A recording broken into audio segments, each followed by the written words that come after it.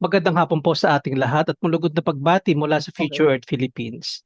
Muli niyo kaming samahan sa isa't kalahating oras ng palitan ng kaalaman na tiyak na kapupulutan ng aral at karunungan. At isang mainit na pagtanggap po sa ating natatanging panauhin, isang retiradong profesor mula sa Universidad ng Pilipinas Los Baños at kilalang eksperto sa agrikultura. Inialay po niya ang kanyang karera sa pagsusulong ng agroecology, organic o pagsasaka, at mga sistemang may malasakit sa maliliit na magsasaka. Bilang siyentipiko, nakatuon ang kanyang mga pananaliksik sa pagbuo ng mga solusyon laban sa gutom at epekto ng climate change upang matiyak ang sapat at tigtas na pagkain para sa bawat Pilipino. Sa episode po sa hapon na ito ng ating programa, ibabahagi at tatalakayin niya ang kanyang bagong limbag na libro na pinamagatang Food Nationalism is the Way to Food Sovereignty. Atin nang salubungin ng isang masigabong palakpakan ang ating tagapagsalita. Let's all welcome Dr. Chidoro Ted Mendoza. Salamat, Mark, sa napakandang introduction na ginawa mo. Tama-tama naman kasi at yun na nga, kumbaga, whether we like it or not, salamat at nandito si Dr. Ray Lantin. Kanina nag-chat-chat kami at nakikita ko rin yung ano ni Sir Maala. Matutuwa siya sa data na ipipresent ko. And the rest of us dito sa dito sa episode ng ADGSH ngayon. Mark, i-share ko na yung aking PowerPoint para makasimula na siguro, no? Yes po, sir. Nasaan na yung share dito? Yun. Uh, yun. And then, share. Kaya po Yeah. sa ating po mga viewers, paki-thumbs up po o kaya heart react kung nakikita po ang presentation. I-ano ko na. Large ko na. Ayaw. Ayun. Yan po. Sige po, sir. Ah, Let's start. okay. So, ah, kadami pong mga katanungan na sinasabi natin ngayon na problema sa pagkain at sa kabuuan po nung nanggaling kami kasi sa Chantaburi, kailan mo yun, 2 or 3 years back sa isang conference. Ako'y natutuwa ang nagbigay ng welcome dinner sa amin ng presidente ng university. Mahigit yata ang 10 food recipes ang inialay nila sa amin. Every 2 or 3 minutes may dumarating na pagkain. At lahat sila Thai foods. Ang sabi ko, ang sarap ng pagkain nila dito. Although lahat mahanghang. So yun po, sabi ko wala tayong ganito sa Pilipinas. Bakit pag merong handaan kahit na sa bahay, hindi natin sina-champion ang sariling atin. Okay? So, ito pong sinasabi ko, yung food security starts from sovereignty on the plate or food on the plate. That is growing, cooking, eating culinary foods. In turn, it is supporting our farmers, reclaiming our health heritage, and due to that, it is when we eat those food, we it is also equivalent to our national security. Okay.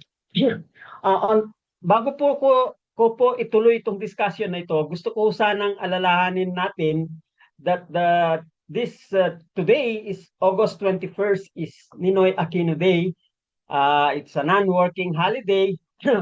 Of course, we know very well August 21st, 1983, that Ninoy Aquino Jr. was assassinated at MIA, now called Ninoy Aquino International Airport, in his honor. His death sparked massive protests and became the catalyst for EDSA 1986 EDSA People Power, a revolution that ousted Marcos, and he became the symbol of fighting for democracy. And he's noted for, the Filipino is worth dying for. Okay? Ninoy fought against dictatorship and abuse of power. Today, August 21st, we are fighting for food sovereignty, farmers' rights, and accountability because as a nation without democracy cannot protect its farmers, land, and food. The fight for freedom is also the fight to feed ourselves. Alam po ninyo itong medyo masakit sa atin. uh, ang ating pagkain ay ang laki ang importation. Ang demand natin nag-i-increase, ang production natin hindi nag-i-increase. For rice alone, the barometer of food security, we have to increase it to something like 17.6 million metric ton by 2050. If we assume that we are just eating 110 kilogram per capita, that is a 36% increase from 2025 to 2050. That is only 2.5 decades from now. Okay? ang panawagan initially na sinasabi namin, we have to reduce rice dependence. Although rice is calorie rich, but it's micronutrient poor. So over-reliance to rice risks deficiencies in iron, zinc, and vitamin A. In addition to that, I have not included the recent paper published by World Health Organization. The rice that we eat is rich in cadmium, arsenic, or other heavy metals. And the way we grow rice using chemical fertilizer and pesticides, that's the main reason. Okay? That heavy dependence on rice markets makes diet vulnerable to El Nino and typhoon-induced yield shocks. Okay? That we need to diversify staples, strengthens local food system, and reduces import dependence to achieve food sovereignty.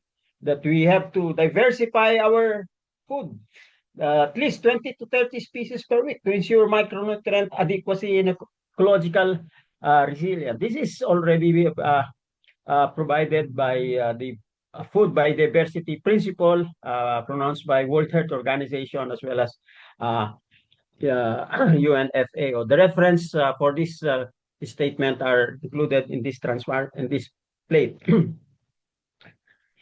Yes, that rice share of caloric intake under Food Biodiversity Principle should only be 40 to 45% of the total calories. That's about 80 to 90 kilogram per year. Whereas some of us in the Department of Agriculture is calculating our rice requirements using the per capita consumption of 119 kilogram.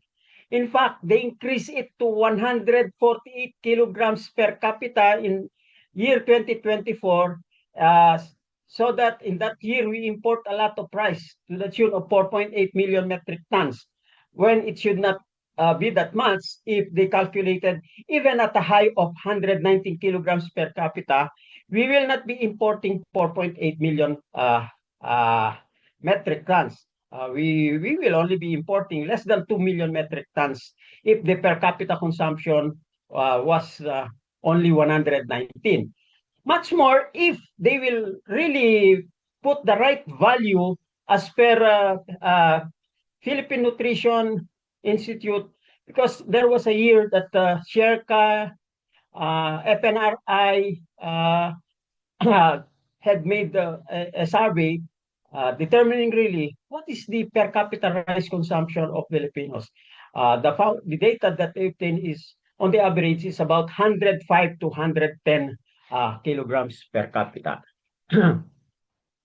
So what we are advocating is 80 to 90 kilogram to balance the caloric sufficiency with resilience, reducing vulnerability to climate shocks, and to be able to adopt the dietary biodiversity, food biodiversity, and that is also achieving food sovereignty. Well, I always encounter this question: can we be rice self-sufficient? Okay. I did the pencil pushing calculation on this. I spent the whole day early today how to answer this question, because this is one question that I would like to share. No? The factors or determinants include the demand, of course. We just have to use a simple the demand and supply equation or factor. On the demand side is, of course, population. In two scenarios, high growth at 1.5 or 1.3% and low at 0.8% population growth rate, per capita consumption of 90 kilograms and 119 kilograms. The supply and production is governed by rice area, the yield per hectare, but yield per hectare is a function of water, nutrients, and seeds. And of course, I include that in the parentheses, technology, because all these factors of water and nutrients are governed by technology. But when you talk about technology, it's about technology adoption by farmers. Technology adoption by farmers is heavily dependent on government support to adopt that technology. Right now, DA is heavily dependent or heavily is only focused on production, but not on marketing. And that's the reason why many farmers are complaining. So there are many data here in this. I calculated the Philippine population. Okay, we are now about 118 million at 2025, 2026. But you see, by 2050, we will already be 163 million at 1.3 population growth rate. At 1.5, we will be 171 million. At a low population growth rate, this is what we call aspirational growth rate of 0.8%, we will only be 137 million people. Okay. Right now, we are state in a food crisis because we are importing about 31% of our food requirements. Okay. And we are complaining of high food prices.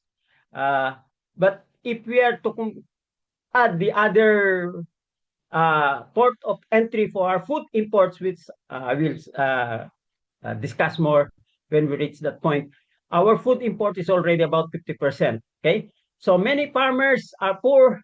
They are impoverished. Children are living on the farms.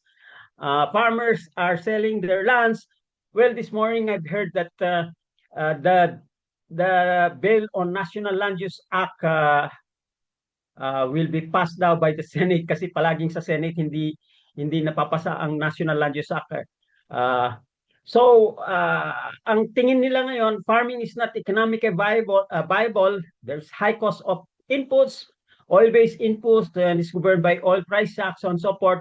So ang mga magsasaka natin tumatanda na ho, kaya ang tanong ngayon, ang mga anak nila ayaw na magsaka, shall we still have farmers to farm our lands in the next decade or two? Okay, so yan po ang malaking katanungan ngayon.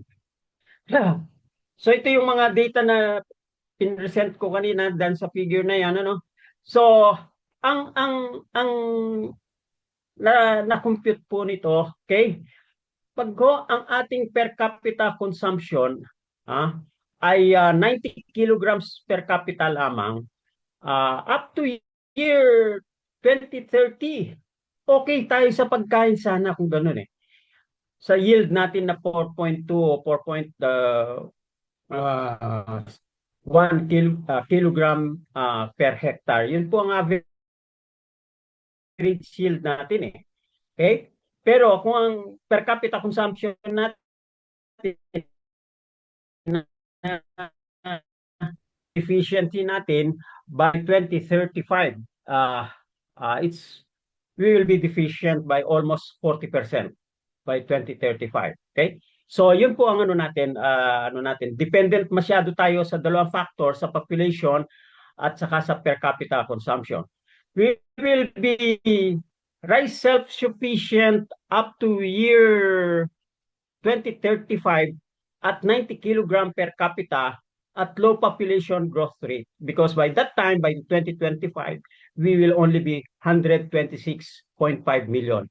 So ang tanong po, Doc Mahala, ano po kaya ito?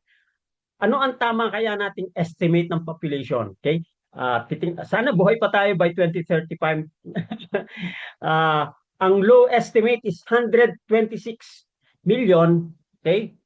But under the current growth rate, we will already be 133 or 144 million by that time. Kaya nga ang ating rice self-sufficiency, the barometer of our food security, is only 67% or roughly, ang dami na nating deficiency. By 2050, kung ganito ang population natin, 163, wow, 55% rice self-sufficient na lang po tayo. Ibig sabihin, halos kalahati na lang ng ating pagkain ang nagpo-produce natin with the current yield level. Kailangan tumaas yan ng 7.2 tons per hectare. Sana nakikinig yung mga taga PhilRice. Nakalimutan natin invite yung director ng PhilRice. Okay? As an agronomist who have worked on rice, who grew up planting rice, marami na akong magsasaka ang nakakaabot ng 7.2 tons per hectare, including my sister, nakakaabot na siya ng 9. My brother-in-law sa Nueva Ecija, maabot nga sila ng 10 tons per hectare. Only in selected years or selected cropping season. Hirap pong mag-sustain ng mataas na yield kasi yung weather natin, sala sa lamig, sala sa init. Kagaya ngayon, napakainit sa Mindanao. Dito naman ay binabaha. Ewan ko kung ilang porsyento ang bunaha sa ating rice. Okay? So, in short, ang dami mong pag nagtanim ka, we call it, we are at the mercy of the weather. Ang panahon pa rin yung sunshine in short, kasi sun-loving crop nga ang rice natin. And sun and water-loving crop as nutrients, of course. We need 18 kilograms nitrogen per ton of rice. Okay? To produce 1 ton of rice, 18 kilograms nitrogen ang kailangan yan 18 to 20 kilograms. Kaya nga ho, pag nagtaas ang oil, tataas ang nitrogen, yun ang mangyayari. With this present scenario, kahit mawala man yung giyera sa sa Middle East, patuloy pa rin tataas ang presyo ng langis dahil nga patapos pakonti na rin yung supply. Hindi naman limitless ang fossil fuel supply ng ano natin. Okay? So ang sinasabi ko nga, determinants of rice self-sufficiency is population, the baseline demand, the per capita consumption, the most powerful lever. So we really need to reduce our rice consumption, okay? For energy, for water, for nutrients, and for health reasons, okay? And then later on, as we discuss, hindi lang yun ang kailangan, okay? So, yun po ang summarization ko. We can be self-sufficient in rice under low demographics in a moderate consumption, 90 kilograms per capita. Kung magre-remain po ng 119 kilograms, kinakailangan makadeliver tayo ng yield gains up to 6 tons by mid-century and 7.2 tons by 2050. So, medyo napakahirap po na gawin yon. Considering nababanggit ko kanina, no to fast food. Yan po ang nagiging conduit natin, di natin napansin. Pero habang nagpiprepare ako, bakit ba ganito ang sitwasyon ng ating pagkain? Bakit ba ang daming nagkakasakit ngayon sa pagkain? Yung pamangkin ng aking misis nasa BPO siya. Siguro kasi binata, walang kasama sa kanyang apartment. Palagi nila lang kinakain yung fast food na lang. Madali kasing umorder. Pagdating niya sa bahay, siguro dadaan sa fast food, sa Jollibee, McDonald's, bago umuwi, bago matulog, or whatever. Yun, ate. So, marami po ngayon ang nai-report ng illness or the NCD, what we call NCD, because of fast food. Ginawa ko po ng correlation analysis. Ang correlation niya, is about the R or correlation coefficient is 0.92. Napakataas. Okay? At saka yun na nga, nag-i-increase din yung emission natin dahil sa ang importation is related to yung transport, yung ano natin, no? Uh, and then, of course, as we import, kung tayo ang pagkain natin ay ini-import lamang, nagde-decrease ang production natin instead na supportan yung magsasaka, it will decrease rural and urban and it will impoverish our rural areas. Doon sa isang paper na naisulat ko, nagtansya ko doon, for every 3 tons of rice that we import, that is displacing one rice farmer and another one rural worker that help the farmers in ano then. And down the line, imumultiply mo yon ng another 1.5 kasi ang daming nagbe-benefit sa rice supply and consumption chain, yung mga ganon. So, if you import 1 million tons, i-multiply mo yan ng 3.5, at least 3.5 million ang nawawalan o nadi-displace sa kanilang trabaho. What more if we import, let's say, 4 million, 5 million tons? So yun po ang mga factor na ginagamit namin sa pag-calculate ng unemployment, impact ng unemployment sa unemployment ng food import. And ito na nga, finally, kung tayo nag-i-import, it strengthen yung what we call food colonialism or food poverty. Food poverty. Yung SWS survey nga, sabi nga, ang claim nila, 1 in 4 Filipino families are experiencing involuntary hunger. Ito pong anong ito na naisulat ko and at na-publish sa Inquirer.net in that article, fast food boom linked to growing lifestyle diseases in the Philippines and the ASEAN. Tiningnan ko po, bakit ganun ang ating production system? Tinry kong i-compute yung cost to produce rice, our staple food. Yung indirect at embedded cost dahil sa seeds, fertilizer, fuel, machinery, pesticides, that's 78 to 82% of the total cost. The assumption is ang production cost natin is 15 to 19 pesos per kilogram. So to produce palay, 12 to 15 pesos per kilogram or 80% is import dependent. Okay? So yung 3 to 4 pesos per kilogram, that's essentially local labor and other services. So kaya nga ho, pag tumaas ang presyo ng oil, tumaas ang presyo ng fertilizer, expect ho natin, tataas ang presyo ng pagkain natin. Okay? Ganito rin ang nangyari nung itry ko naman sa corn, sugarcane, sa pork, broiler, and eggs. 70 to 80% ng indirect or embedded cost ay, well, that's attributed to indirect or embedded cost. Sabi ko nga kanina, yung embedded cost like sa corn, dahil sa hybrid seeds, fertilizer, urea, diammonium phosphate, oil for tractors, dryers, milling machines, so on and so forth. Ganun din sa sugar. Yung pork naman natin, yung indirect or embedded pork, yung soybean natin, 100% imported, corn feed, 40% import component, vaccines, refrigeration, yung mga ganun po. Ang ano, in fact, kulang pa nga ito.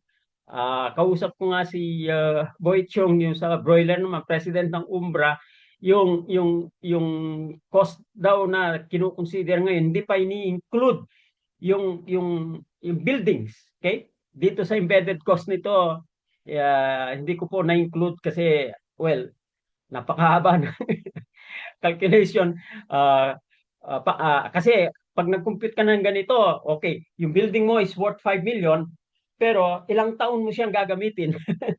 At ilan doon naman ang na-import na naman, so on so forth. Kung magpa-factor ka ng 70 or 80% ang import cost component ng pag-building, ngayon ilan ang lifespan ng building, of course, ika-calculate mo, let's say 20 years, okay? Ano naman ang improvement points or repair cost every year? Hindi naman po pag tinayo mo yan, 20 years, wala ka nang gagawin. So, yun po yung difficulties dito sa ganitong calculation. But the message is that napakalaki ng ating import cost component sa embedded cost. Okay? So, ano ang implication nito sa food sovereignty? Ang implication niya, high import components of our food make us vulnerable like corn, no? Soybean. Lahat ay malaki yung import components, sugarcane, etc. So our local food commodities are exposed to global shocks in oil, fertilizer, and feed markets. Using sovereignty lens shows that Philippine farmers are producing foods with so much imported skeleton. The structure of production externally controlled.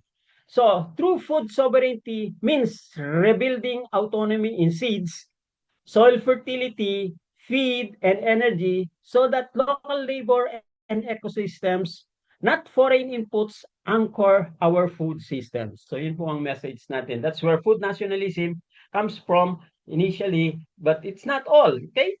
Of course, dapat nating kainin ang mga kinakain, locally grown food na ito na madali namang itanim. Like for instance, malunggay, kangkong, lubi-lubi, gabi, katuray, etc., alugbati, saluyot, hindi po kailangan ng oil ito. Hindi po sila nangangailangan ng fertilizer. Hindi po sila nangangailangan ng maraming tubig.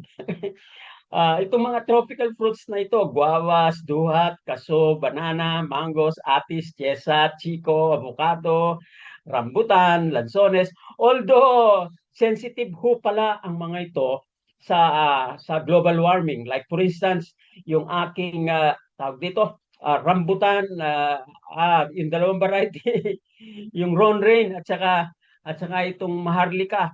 Nako, na unang namulaklak sila pero dahil sa napakainit ng buwan ng Marso, dalagdalag ho ang mga bulaklak. Nagkaroon ng fallen sterility. Tapos namulaklak ulit. Nako, ito na naman ang habagat. so so pati po ang mga fruits natin na sila. Fortunately, yung aking mango, Mark, kung pupunta dito, makikita mo yung aking mga Thailand mangoes. Hanggang ngayon, marami pa rin silang bunga.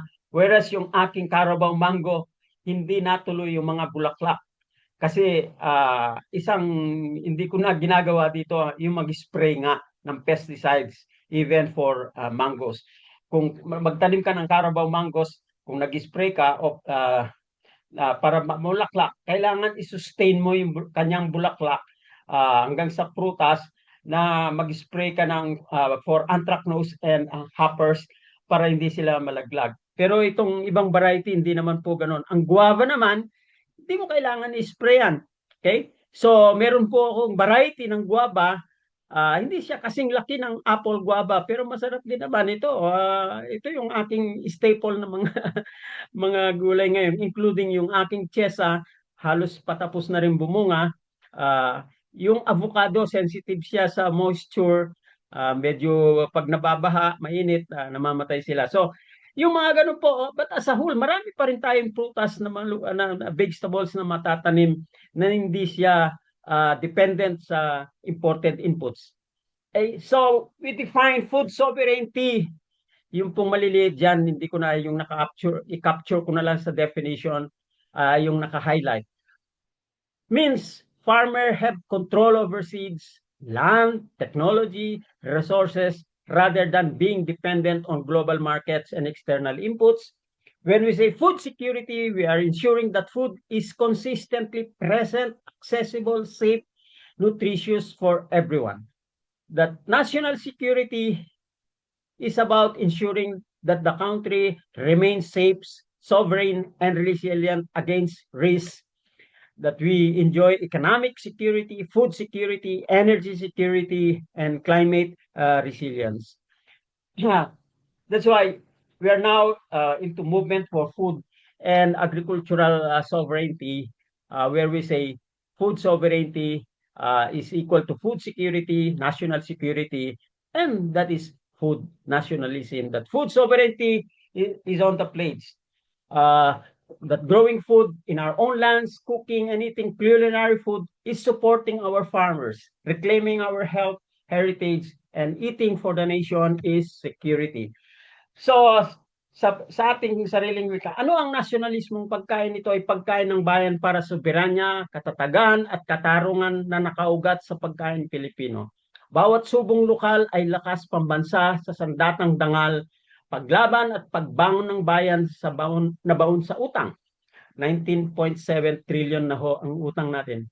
It's the antidote to food imperialism at labis ng importasyon ng pagkain na nagpapahina sa pambansang soberenya.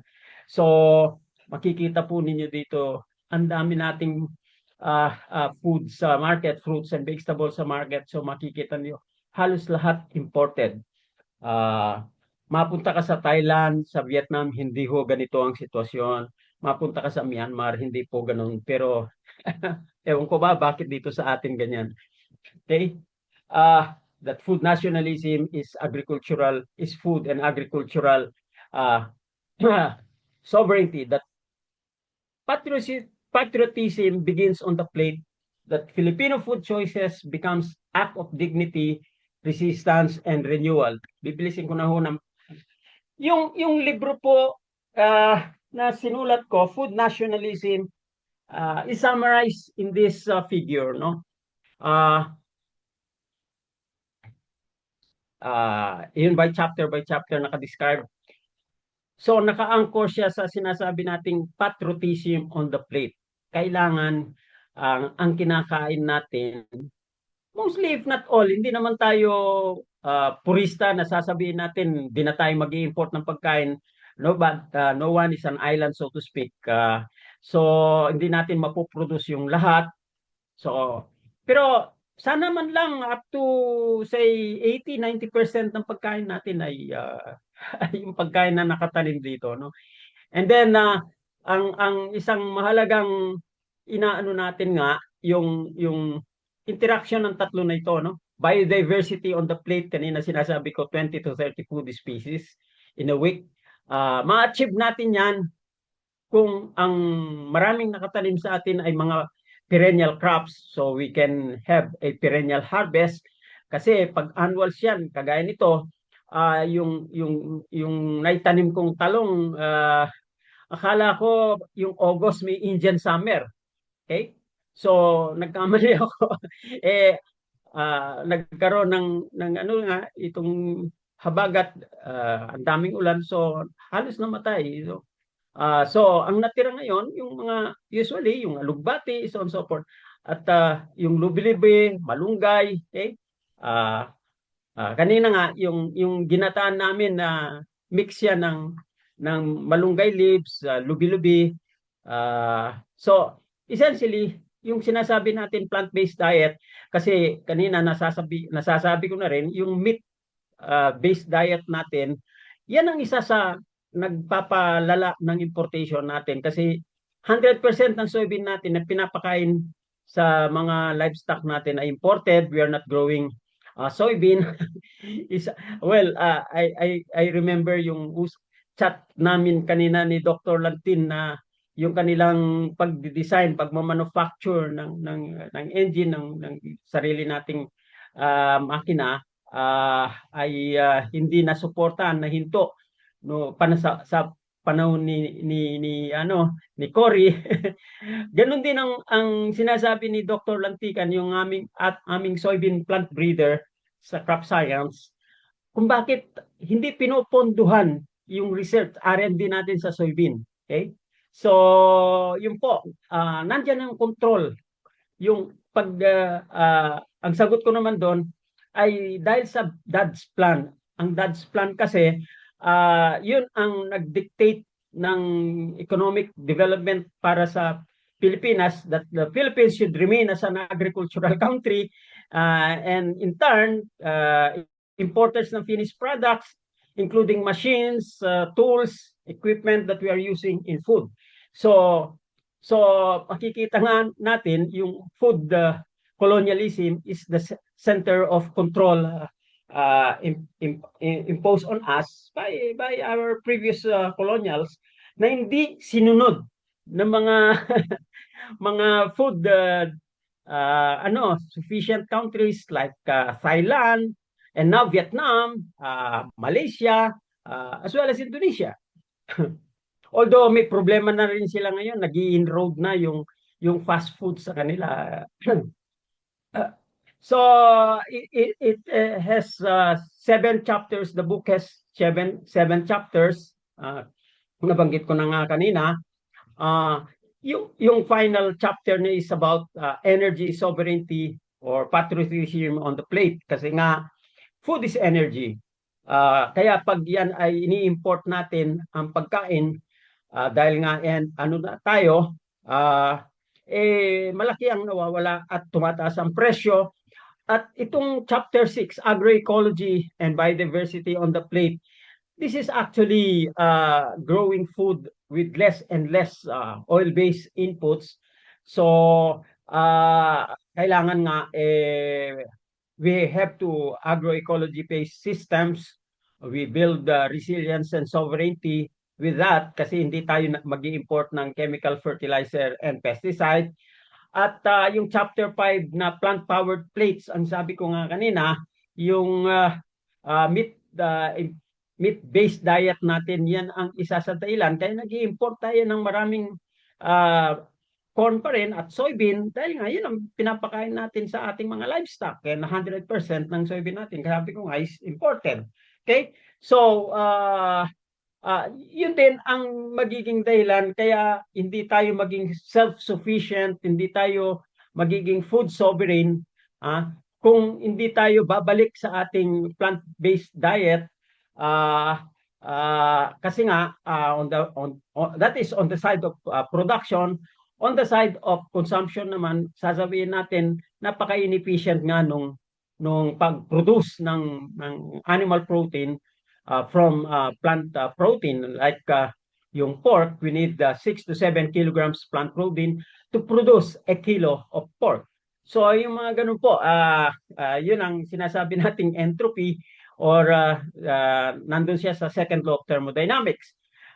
Yung concept naman na food as medicine in chapter 4, related din siya doon sa agroecology kasi nga dapat hindi chemical based ang production at related siya sa food biodiversity kasi maraming dapat na food species ang kinakain natin, so on and so forth. Okay? At ma-achieve natin yan kung nagtatanim tayo ng mga perennial plants. So we will have perennial harvest, so on and so forth. So the health, he that tilleth his ground shall be filled with bread, but he that follow idleness shall be filled with poverty. So kinakailangan ho tayong magtanim. And we are fortunate enough that our temperate tropical environment is so hospitable in food growing that we need to eat this food that we plant in terms of vegetables and fruits. And I've said a while ago, dami natin tropical vegetables, tropical fruits na pwedeng itanim sa ating kapaligiran to support the food biodiversity advocacy na sinasabi natin. 20 to 30 species of food species to support the diverse microbes in the gut. Kasi ang gut natin ay consists of diverse microbes that require several nutrients and multivitamins also. That food nationalism is food sovereignty. So, naano natin yon. Ang sabi ko nga, but this is no to fast foods, McDonald's, KFC, Jollibee, kasi yan ho ang ano natin. That food sovereignty is closely tied to health sovereignty. Huwag ho natin kalilimutan yan. But food nationalism must be in farms and kitchens, but not in malls and food courts. So, in summary, nabanggit ko kanina ano ang damaging impact ng fast food and super malls. Ang food nationalism is culinary 70. In the book po, there are 86 different food preparation, Filipino food preparations. Some are nationwide, but some are what we call regional. Okay? Yung diningding at o kaya ano bang diningding? Inabraw sa Kapampangan at sa Ilocano, pero ang version naman sa Visaya nito yung ano yan? Lasam ay kalimutan ko na. And then of course yung pinakbit, all throughout the Philippines nagse-serve na sila ng pinakbit, mga ganun po. Pero ang na-observe ko mga Pilipino ngayon, they're also into vegetable food recipes. Sa mga restaurant ho na napupuntahan ko, unang nauubos ngayon ang vegetable recipe nila. So, yun ang isang observation ko. Kaya, ah, kung dati rin, sa preparation kasi daw, mas madali ang meat. Okay? At nagiging mahal na ang ating isda. Kaya naman naging mahal ang isda natin dahil sa West Philippine Sea, takot na yung mga isda na that because of China's incursion. No? So, malaking discussion na naman po yan. Okay? Food is energy. We need to eat to fill the gut and obtain the needed calories. Okay? But remember that 10 calories are needed to produce 1 calorie of food. Okay? So, eating now has become survival. Parang survival na natin po yan. Pero ang dahilan po natin, yung pagka-grow natin, kasi nga heavily dependent sa oil-based inputs. Hindi na rin natin pwedeng sabihin, let food be thy medicine kasi masyadong na-spray ng pesticides. At saka ngayon, because of these chemicals that we are using, including fertilizer, lumabas yung article ng WHO, dapat na-cite ko dito yung literature, na yung pagkain natin ngayon, nandyan na yung cadmium at saka arsenic. Kaya kailangan no talaga mabago yung ating sistema ng pagtatanim.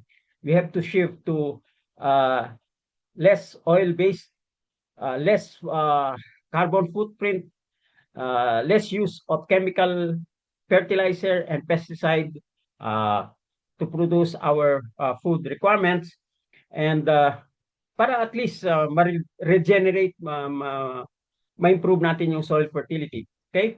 That food nationalism is the engine for rural transformation as the road, and industrialization as the vehicle, all driving towards sovereign development and national self-reliance.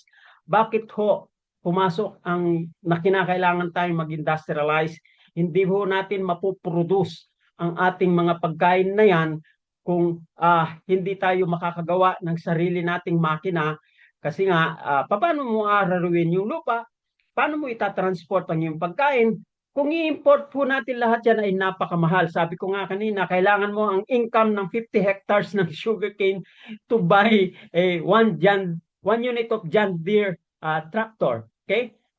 So, sa rice naman, yung 70 horsepower na Honda, which is about, I think, about 1.5 million na rin ngayon. So, at 20,000 pesos per hectare, 40,000 per year. So you need how many? 30 hectares of rice land yield. Okay? Para makabila ka ng isang traktora. So, yan ang challenge natin. Paano natin magagawa ng paraan itong ating mga ginagamit na tools and equipment? Okay? Yung sinasabi ko nga kanina, 18 kilograms per ton. Kung lahat yan ay may i-import natin yung 18 kilograms per ton. That is, magkano ngayon ang urea? It's about what? Kabibili ko nung the other day, it's about 45 pesos per kilo.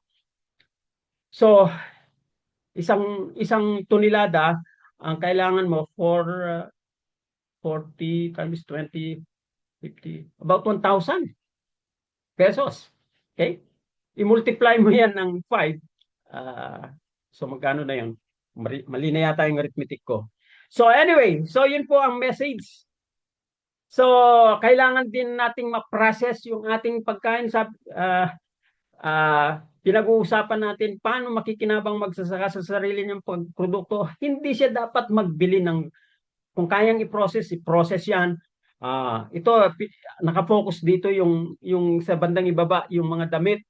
Kasi yung abaca fiber natin, yung abaca industry natin, nag-suffer siya nang hindi na nagmamanufacture ng ang pera, ang central bank natin na galing sa abaca, nag-shift na sila. So, bumagsak ang presyo ng kasaba. Pero ano ang solusyon doon?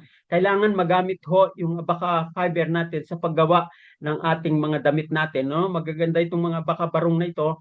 So, kailangan ho sana once in a week lahat ng mga gobyerno, mga both public and private magsuot ng ng barong made from abaca. Okay? Ang kakao natin, ma-process siya, maging ano ba 'yun?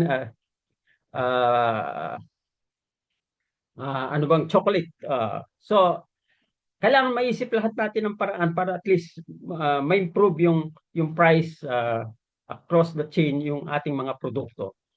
So food nationalism as the engine for world transformation, eliminate food imports, eliminate the energy footprints or food miles, eliminates food waste, create local jobs, generates employment, improve rural peri-urban national economy, reduces or eliminates the negative impacts of fast foods, Jollibee, McDonald's, etc. Okay, so we're saying food nationalism is to agriculture and food sovereignty, and food security is to national security. So we have launched this book, this movement on national movement for food and agricultural sovereignty. Sana po magkasama-sama tayo dito, sabay nating ipopromote ang sariling pagkain natin. And po, salamat po sa inyong pakikinig. At maraming salamat din po Sir Ted sa pagbabahagi po ng inyong kaalaman at sa pag-introduce po sa amin sa inyong napakagandang limbag na libro. So we're going to open now ang ating pong platform sa ating pong mga panauhin para sa inyong mga questions, suggestions, and inquiries. So as of now po, habang kami po ay nag-uusap ni Sir Ted, ang kanya daw pong libro is currently available po. Sir, saan po siya available ulit? Actually, nandito sa bahay. Yung nag-chat-chat sa aking mga kaibigan, ang nire-request ko, ilagay nila sa GCash, bayaran nila sa GCash, and then tinatakbo ko sa LBC, ni LBC ko. Opo. So, yun ang sistema ng yung pag-access. Okay. Sir, ito po, meron po tayong katanungan galing po kay Mr. Julian Paulo Mendoza. Sir, ito po, I think maganda po na next episode, magturo naman tayo, sir, kung paano po magtanim. Sir, ayan po. So, ang question po ni Sir Julian is, kung meron po akong 50, 100, 200, or 500 square meters of land available for planting my own vegetable, what should I plant and when? Yung mga perennial vegetables, yung kung sarili mo na yung lupa, kung gusto mong gawing fence, pwede kang magtanim doon ng malunggay, okay? Pwede mo ring iyanay ito yung lubi-lubi, okay? At ang ideal kasi, ang recommendation, doon sa 2 meters distance na ganon, at least 7 species ang pwede mong i-multiple crops dun eh. Ano ang Tama nasa po. itaas, yung pababa, etc. No? Ako sa ibaba ngayon dun sa aking fence, makikita mo ito. Ah, kasi, alam mo yun, 120 meters yun eh, ang length. Okay? So, every 10 meters, nandun yung coconut. So, meron akong nyug. Okay? So, at least meron kang ilang puno ng nyug doon. Okay? And then, in between nun, may tatanim mo na yung mga fruit trees. So, meron akong jackfruit, and then, naka-intersperse din yung cacao, okay? And then,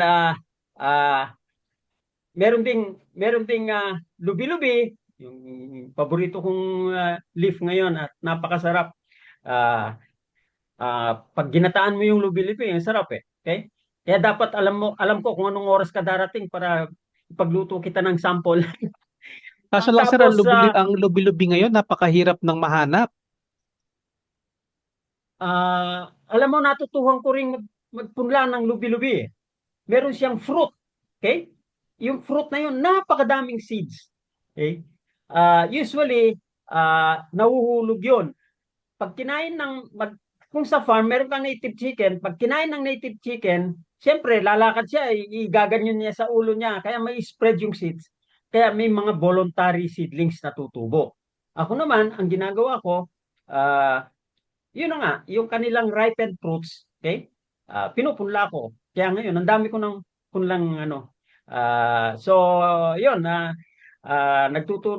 namimigay nga ako pag may dumarating dito. Yung guava naman, okay, pwede ka rin magtanim. So, yun, ang dami mong pwedeng itanim, okay?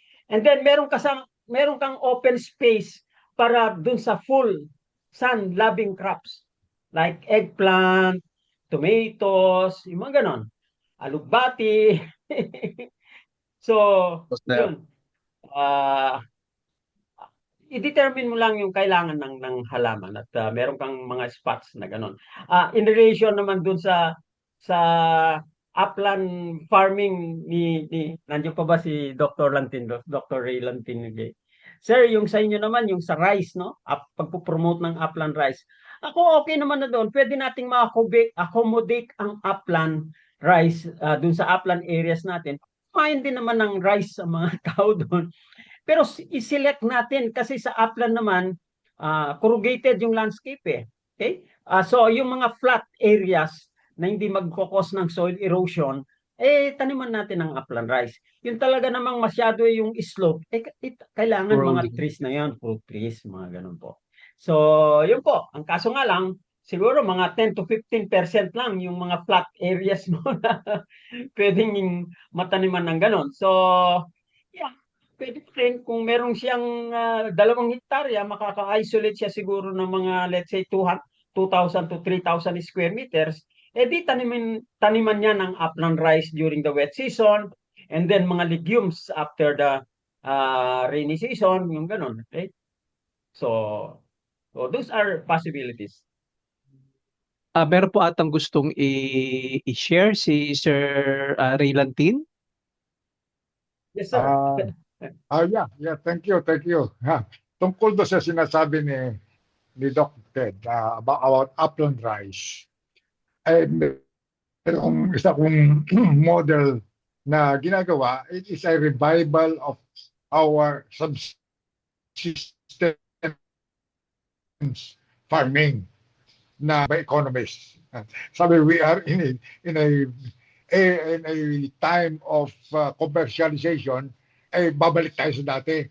But if I recall, mas maganda ito for a household sovereignty in Yeah. rice consumption. Siya lamang Yeah. ang magtatanim po sa sarili niya, and many farmers are doing that now, even now, modern Yeah. times. Para kain ko lang. At yun ang philosophy ng ating mga farmers. Basta ako'y may kakainin, ayos na. Masaya na ako. Yun, survival yon. Opo. But I was computing yung sinasabi mo, Doc Ted, 120 ang computation ko, 3,500 square meters will be sufficient for a family of 4. Ngayon, binaba mo sa 90, so mas maganda. Producing less. Ang maganda nito, it's not the old technology na gagamitin natin. Modernized technology, pero subsistence na kung susumahin mo, zero expense. Yung sabihin ng zero expense, zero out Cash of the expense. pocket. Wala kang gagastusin. Except Opo. your labor, but you don't pay yourself your labor. No. Wow. Hindi ka rin bibili ng seeds. Wala kang bibilin. No fertilizer. Ay yung tillage mo, ang tawag dito ay regenerative agriculture. No tillage. Walang machinery. Ako yung aking career mechanization, pero hindi na applicable ito ngayon. No. Because no tillage yung regenerative ko na. Magtatanim ka.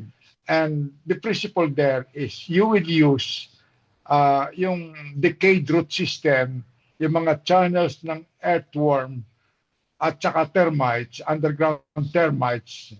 Mayroong underground termites, yung mamarang mushroom na uso ngayon, mauso na, ay living underground. Siyempre, meron silang mga channels to go up to forage for food. Yung mga channels na yon ang pupuntahan ng ugat ng rice. The other one is you plant vetiver vetiver grass, no? Kaya sinabi mo kasi sloping land, kahit na ito yung matarik, basta hindi ka nahuhulog, is posible. Mm. Yung Opo. erosion can be controlled through yung chia technology. In other words, merong mga technologies na yung kaingin should not be banned, but system should be banned or i-improve lamang yon. So, improve kaingin system, i-modernize na merong chia. What is chia? Mm. CHIAT. Contour hedges interrupting agroforestry or nagsimula ito ay sa salt sloping agricultural land technology na hindi Opo. mag-erode, na ang tatamnan mo ay yung sa alley. Anyway, that is detailed, pero ang point ko is we are engrossed yung ating sinasabi nating yield per unit area, no? Mataas, sinabi mo kanina, very good, 7.2 to 10. Pero what is the price of that? Ang mga fertilizer and so on, no?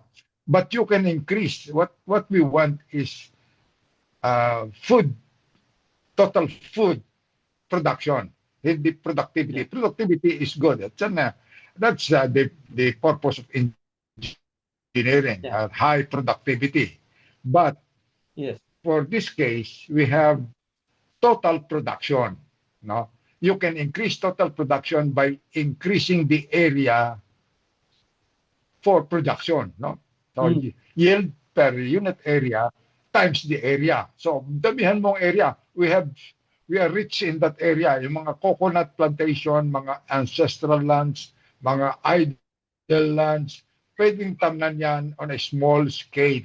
No, hindi na pwede ang large scale mechanization na ating ina-idolize kasi diyan magaling ang Canada, US, Australia. Daan-daang hektarya ang kanilang ownership. Tayo 1 hectare na lang. Dati Less than 2-3 0.8 hectare hectares. average. But nagleles na, baka gardening na lang ang aabutin natin. So the better model is yung ginagawa ng Japan. Although Japan is also going into the larger scale, yung mga large tractors, kasi labor din, ano. So yung sinasabi kong regenerative agriculture is the modern one for a small scale agriculture para siya ay maging self-sufficient and family, household. So kung there are 3 million hectares of land, so sabihin natin 3 million farmers din, 1 hectare each, meron siyang 3,500 square meters allotted for his consumption. Self-sufficient na. Ilang farmers yun, ilang tao ang kakain noong what we produce for 3,500, family of 4. So 4 times 3 million. Ilan yun? The 12 million people. Sabihin mo ng 1/2 na lang. 6 million na lang. Yes. That is less importation. Yeah. Okay. So maraming detail pero may mga concept tayo diyan. Posible to have food sovereignty. Thank you. Sige po. Salamat po. I support po yung sinabi ng dati kong professor, Dr. Latin. Salamat po, Doc Lantin, sa inyo po pag-share po ng inyong knowledge. Tama po yung sinabi niyo, sir. Talaga pong nakasalalay po sa ating pagtangkit, sa ating lokal na agrikultura, ang ating soberanya sa pagkain at ng ating bansa. Ngayon naman po, meron po tayong 3 katanungan sa ating chat box, pero mapunta po muna tayo kay Sir Cesar Gomez. Yes po, Sir Cesar, ano po ating question? Good afternoon to Doc Ted. Magandang hapon. Yes. Congratulations to the book you wrote, and to your presentation. Mayroon akong 3 katanungan related. Una muna, sana or baka madadagdag mo na sa succeeding articles mo sa Inquirer, yung importation natin ng rice, yung scheduling at smuggling. I think if that can be documented, kasi ang pagkaintindi ko, there are, vested interests that import rice. Okay? Si Leonie Montomer nga is facing a libel case, because Yes. of what he mentioned. So if you're able to document the importation and smuggling of rice and nakastorya at ilalabas pag wala ng harvest, dapat pag wala ng harvest, yun na yung harvest ng magsasaka, tumataas yung kita. Sa halip, hindi eh. Okay? So para sa akin, I'm also concerned na malaman natin mag-combine yan, smuggled at imported rice and volume and timing. Kung idikit natin yan sa palay and price movements, palay at farm gate, price movements at the consumer gate sa palengke. Okay, that's one. Related to that, yung the smuggling and rice importations mainly for the rice farmer or the medyo hindi niya makakaya, kailangan ng macro support, Pero on the consumer end naman, sa consumer, I think ang mahalaga if we can have a litany or maski 10 to 20 diet recipes, plant-based as much as possible. Hindi na beef, meat-based, so plant-based. At anong gagawin dyan? Para sa akin, hindi sikreto eh. Assuming you have, pag-bisa ka sa 10 up 20 plant-based, i-localize natin yan, depende sa various regions of the country. Okay, i-localize natin yan. Ikalat natin sa mga canteens. School canteen, hospital canteen, government canteen, private building canteens. At ipaalam natin sa mga namamahala sa mga canteens, So, yan ang dyan, para sa akin, yan ang panlaban sa McDonald's and Jollibee, Mentos nga, I think ang pamangkin mo kumakain ng McDonald's, Jollibee halos every day or twice a day. Kung may alternative sila, alternatibo, sa tingin ko, ililesen nila, babawasan nila yung McDonald's and Jollibee. Okay. Pangatlo, nung nag-present ka ng yung book launching, binagit mo, baka mali ang pagkakarinig ko. We have something like 300,000 varieties of veggies or thereabouts. No. I don't know. Sabi ko 200,000 edible plants. Okay, 200,000.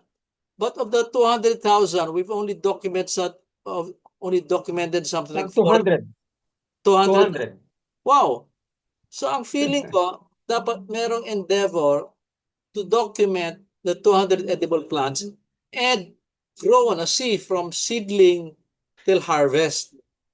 At yan, igawa sa modules at ipakalat sa buong Pilipinas. Kasi that will increase variety dun sa plant diet. So yung tatlo lamang. Yung smuggling and rice importation volumes. Number 2. Magsimula po ako sa nahuli nyo. Sige. Siguro po yun ang next book ko. Uling ko lahat yung information about those 200 plant species. Ano na yung nakikita na lang natin dyan, yung pala hindi natin kilala. Yung pala edible siya. At yung pala napakadaming health benefits. Yung mga ganun po.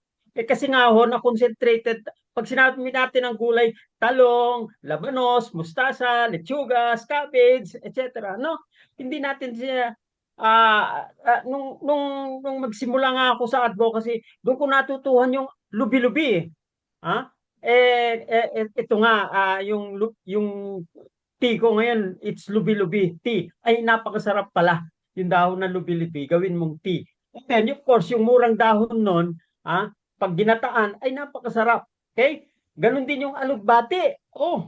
Ang dali niyang i-grow compared sa lechugas.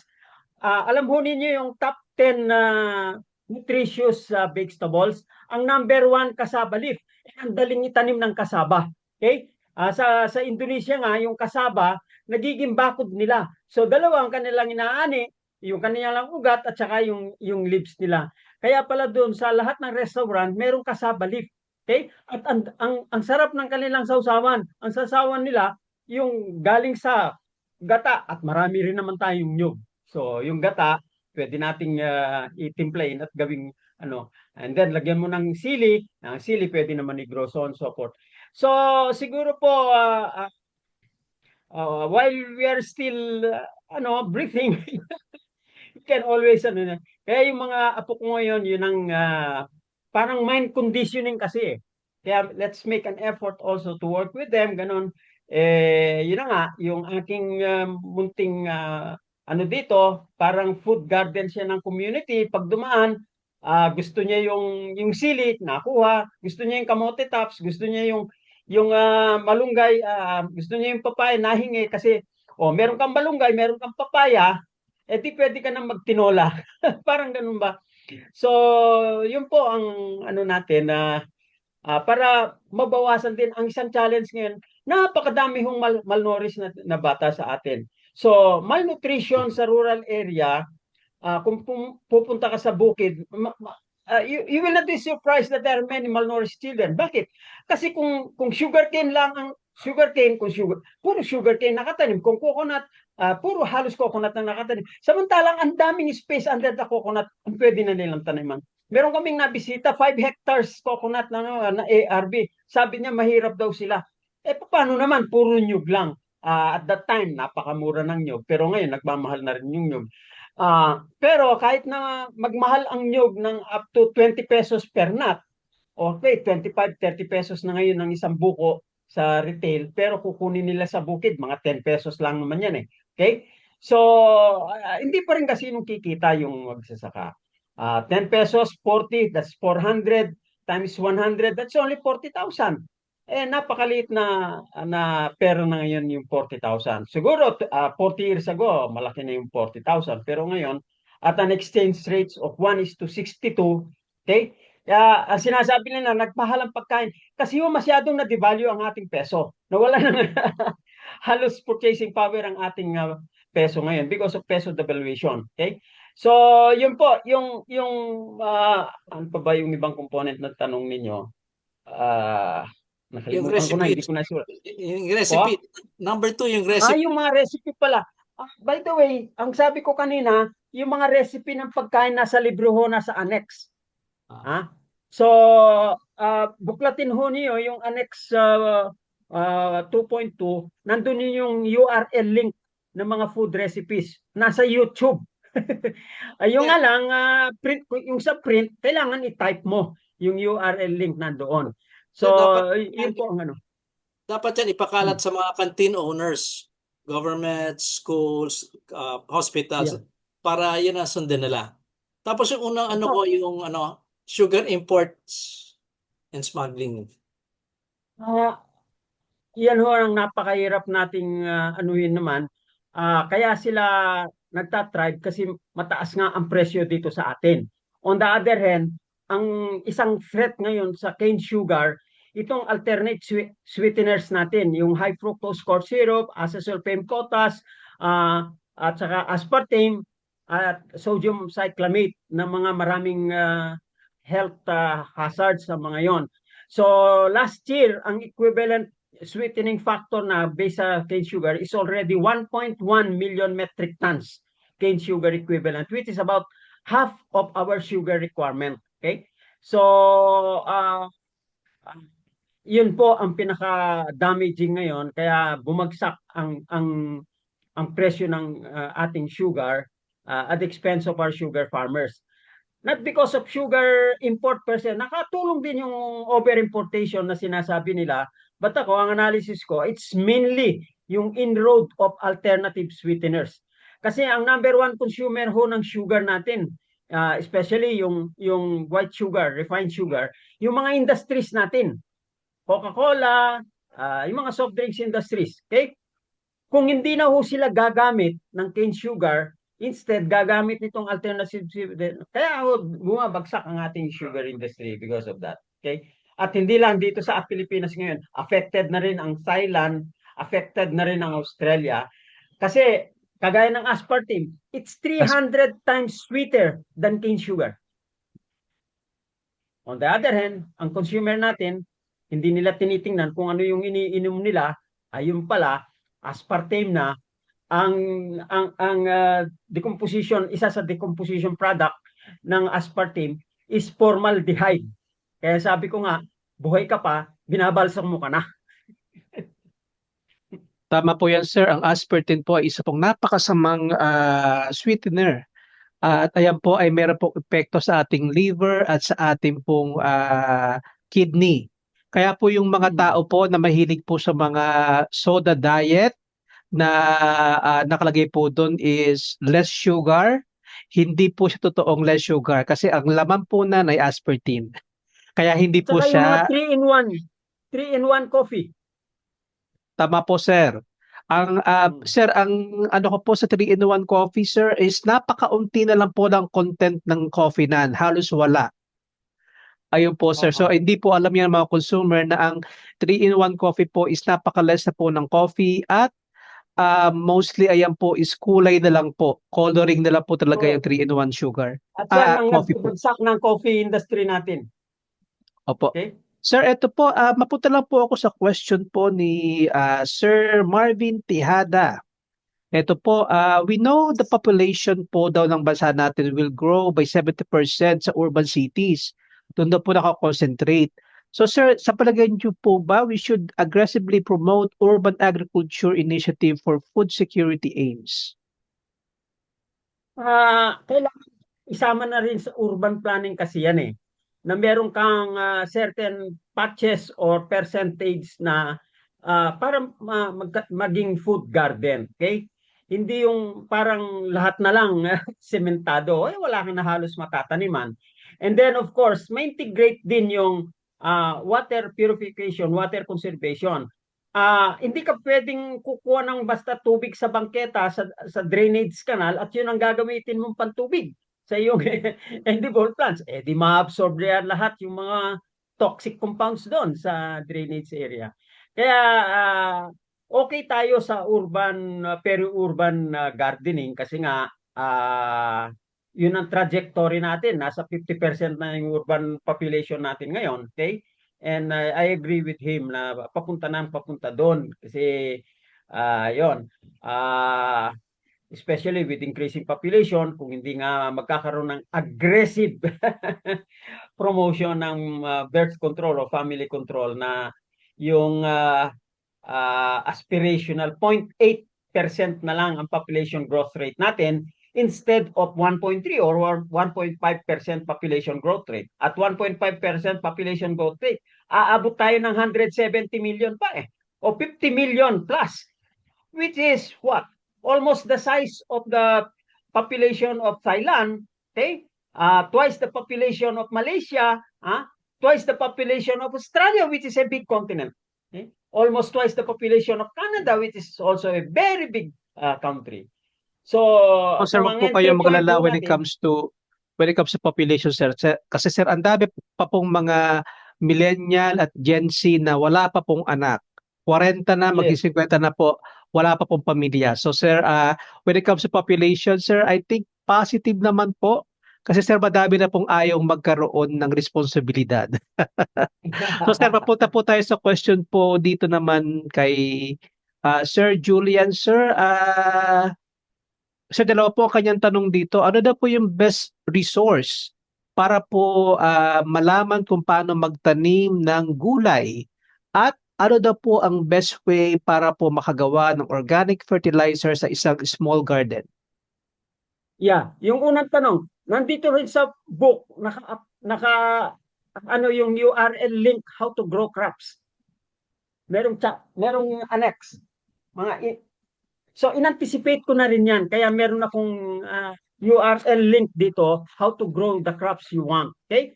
At yun ang din ang advantage ng AI ngayon, yung Google. I-Google mo lang, how to grow this crop. Ilalagay niya on the YouTube. Ipipresent niya sa iyo. Okay. Initiative ngayon, pagpunta mo dito, kasi punta ka sa mga seed store ngayon, ang makikita mo palagi mga hybrid seeds na eh. So, ibig sabihin, bili ka ng seed every time you have. Pero ang ginagawa ko, Sir Julian, i-advise ko lang po sa inyo, ang gulay po, hindi po siya pwedeng itanim anytime na gusto po natin. Meron pong mga gulay na angkop lamang po pag summer, meron pong gulay na angkop pag tag-ulan. Kaya po ang kamatis po kapag po tag-ulan ay napakamahal kasi ayan po ay Right. sensitive po yan sa tubig. Ang Yeah. mga sili, ganun din po. Mahal po yan pag tag-ulan. Ang Tama ka dyan, mga Mark. No, that's what we call the annual crops. Pero yung mga tama po. perennials, yan. Kaya nga yung isang chapter ko ng review ng book ko yung about perennial plants eh. Okay? How to grow them. Yung mga ganun. So, anyway, yung ikalawang tanong, ano ba yung tanong ng ikalawa? Sir, ano daw po ang pinakamadaling paraan ng paggawa ng organic fertilizer sa isang maliit na bakuran? I-integrate mo yung biodegradable waste mo dun sa paggawa mo ng compost. Meron kang plastic half drum. Ako, para hindi, nung hindi ko pa pag-aari yung lupa malapit sa akin, meron akong plastic drum. So, dun tambak ng tambak. Pag mangangamoy, lagyan mo lang ng konting lupa or other biomass, madidecompose yan. So, meron kang tatlong ganon in the varying stage of decomposition. So, yung Tama. na-decompose na, gamitin mo, kunin mo lahat, doon ka magsimula ulit, so on so forth. So, that is natural decomposition. Ngayon, naka-document na rin yung naturally decomposed compost, yung pala ang the best. Kasi nandun yung maraming microbes. Yung accelerated decomposition na tumataas yung temperature, namamatay pala ang maraming beneficial microbes doon. Okay? So, usually, yung pasteurization effect, up to 70 degrees centigrade lang naman yan. Kung lumampas na 70 degrees centigrade, kung umuusok na yan, na mainit na, marami palang beneficial microbes ang tatamaan doon. So, yun po ang ano doon. Makikita po ninyo, nature gifted us with both the pathogenic and beneficial microbes. Fortunately, mas nagdo-dominate po yung beneficial microbes. We do it naturally. And then, kung ma-integrate natin yan, mababawasan po natin yung maraming basura. Okay? So, of course, ang nagkokos ng flooding ngayon, yung basura, but mainly plastics. So, iwasan din natin yung paggamit ng maraming plastic. Tama. Sir Julian, ano lang po, ano ko lang po sa inyo, i-share ko po sa inyo kung paano po ako nagko-composting.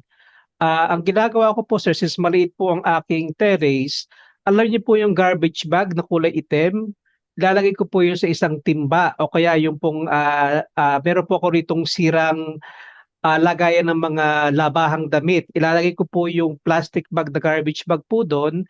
Yung unang layer po niya ay lupa.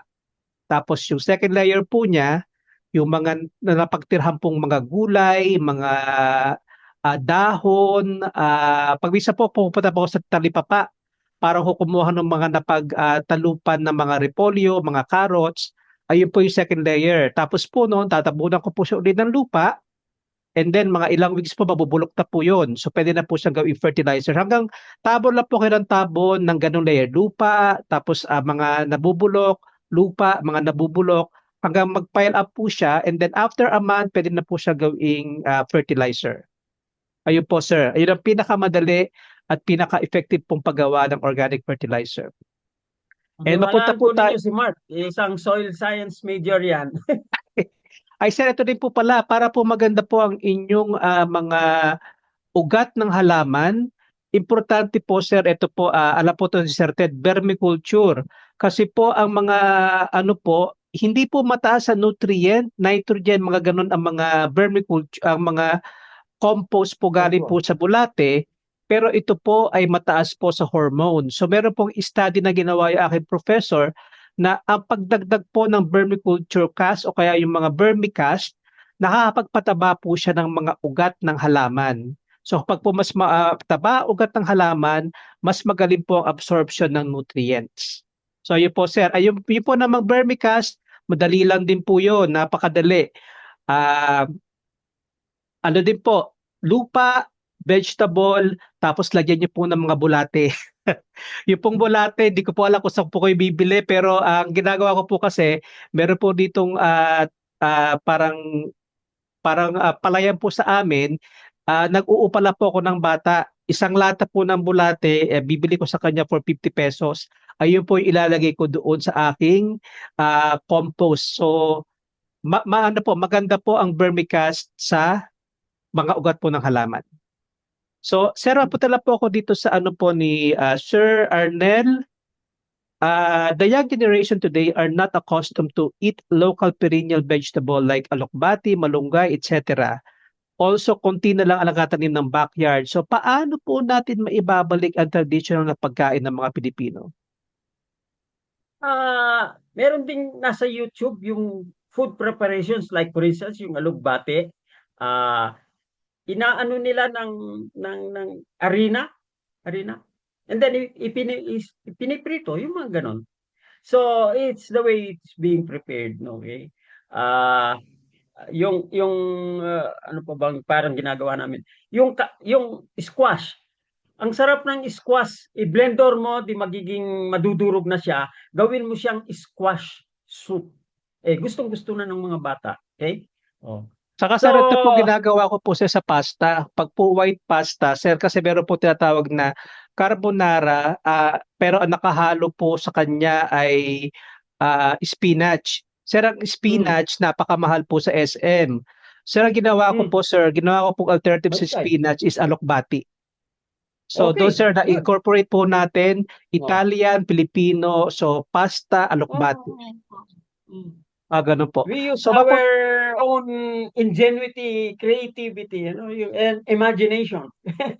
tama po. Sir, Kagaya saka ng yung sir, pandesal ngayon, nilalagyan nila ng malunggay leaves. malunggay. Yun ang selling point nila, malunggay pandesal. Di napakabili. Opo. So ito naman po tayo, sir. Mapunta po tayo sa huling katanungan sa araw na ito. Let's all welcome Sir Ike Sineres. Sir Ike. Hi, Dr. Ed. Ganda nga po. Yes. Maganda yung sinabi mo about urban farming, no?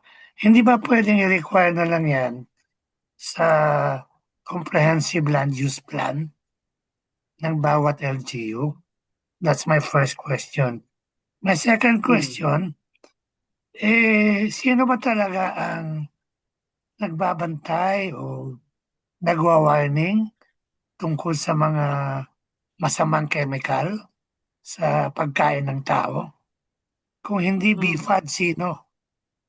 Thank you. Well, matagal na istorya na ho yan eh. Yung nakabasa ng libro ni Raquel Carson, yung Silent Spring, 1960s pa yun eh. Nagbigay na siya ng warning. Pero nag-start naman ng massive promotion ng Green Revolution or chemical agriculture, mga 1970s naman. Dito sa atin, yung, alam natin, yung IRRI, yun ang nag-introduce. Yun daw ang pag-promote ng agriculture para magkaroon tayo ng sapat na pagkain. At ang kiniklaim nila, kung hindi nila pin-promote ang chemical agriculture, namatay yung 1 billion people, so on so forth. Okay? So, globally, yun ho nang naging trend. Kung pupunta nga naman sa mga paaralan, halos chemical agriculture ang pinopromote, so on so forth. Pero ito na nga ho, nagkakaroon na ng realization na yung damaging effect niya ay nandyan na. Nung magkaroon mura nga ang fertilizer, hindi na nakaligta na yung promotion ng nutrient cycling, ganon. Sinusunog ang organic matter, ang rice straw, ang mga trashes, etc. Clean culture daw, walang gustong makitang damo, ini-spray ng herbicide. So now, anong nangyari sa lupa natin? Napakababa ng soil organic matter, kaya susceptible na sa drought kasi yung ugat, konti na lang, at nawala na yung root promoting hormone na sinasabi kanina ni Mark. Okay? Kasi nga, ang dahilan doon, wala na yung mga bulate lalo. Okay? Apo. Isa kong estudyante, ginawa niyang indicator yung population ng earthworm per square meter, Mark. Okay? Although hindi pa niya na-correlate yung root growth, plant growth dun sa population ng earthworm sa lupa. So yun po, dahan-dahan no, nagkakaroon na ng recognition, rebirth ng mga ideas Of course, saan ba nag-aaral ng agriculture ang mga bata? Nandun na rin sa mga paaralan.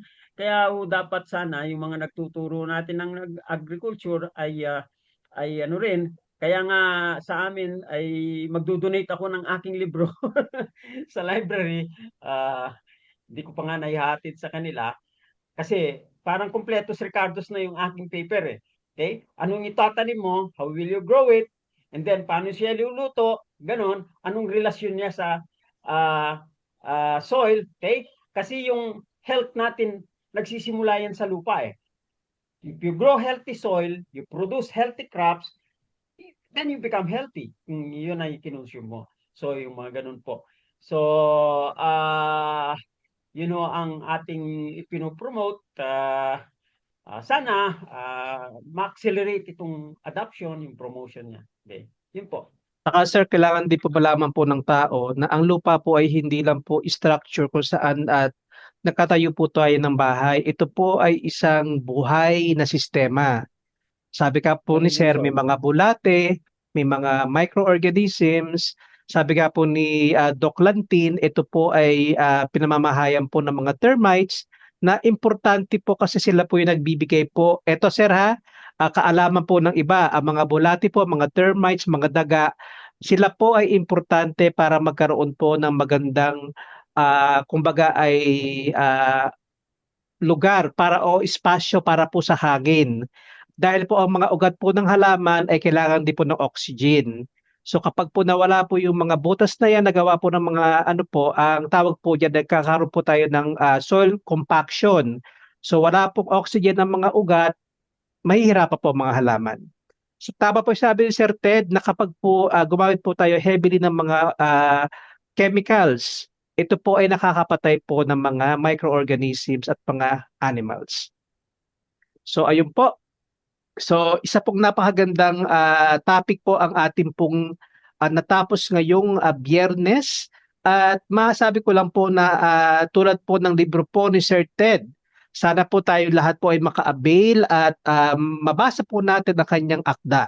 At ang tunay na seguridad at kalayaan ng bansa ay nakasalalay sa ating sariling lupa na dapat po nating pangalagaan at proteksyonan at tangkilikin natin ang ani ng ating mga lokal na magsasaka. Ginagarantiyahan natin ang sapat na pagkain at tigtas na kinabukasan para sa bawat Pilipino. Maraming salamat po sa pagsama po sa amin ngayong hapon at muli po tayong magkita next week, same place, same channel, and you all have a great weekend. Bye Yes. for now. Final ano ko, yung natay niya. Yes po sir. Ano po? Yung PowerPoint ko, in-email ko sa iyo, yung magre-request ilagay mo na lang saan ba sa YouTube or whatever. Ilibre na natin 'yon. Ano? Sige po sir. Hello. So kasi binilisan ko yun in the interest of time, binilisan ko yung hindi ko na ni-explain masyado yung mga marami kong nilagay na data doon po. Okay? So yun po. No worries po sir. Lagay mo na lang sa Facebook siguro. Okay? Opo sir, no worries po. Salamat. Okay po. So maraming salamat po uli and makita-kita po tayo next week.